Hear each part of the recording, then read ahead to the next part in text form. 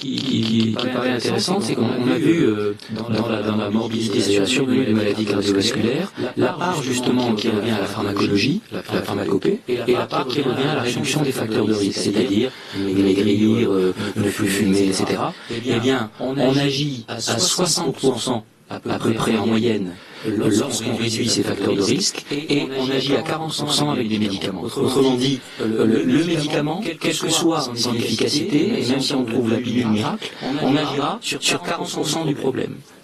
Uniquement. Alors que les 60% restants, c'est des facteurs dépendants du patient finalement. Mais on peut le lire à l'envers, c'est-à-dire que 40% c'est déjà considérable. Oui, c'est considérable, mais encore au fait de devoir changer ses habitudes de vie, par exemple, qui sont quand même des difficultés autres que celles de prendre une pilule tous les jours. Mais vous avez donné la réponse dans votre phrase. Les 40% sur lesquels on va jouer avec l'aspirine et la statine vont avoir l'inconvénient de démotiver les 60% restants.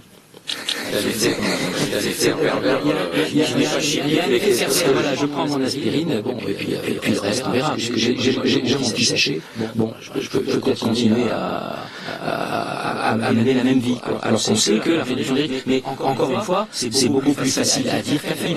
C'est très joli de voir quelqu'un en face de soi et dire, vous allez plus fumer, vous allez maigrir, vous allez réduire votre hypertension, enfin, vous allez pas rédiger votre vie.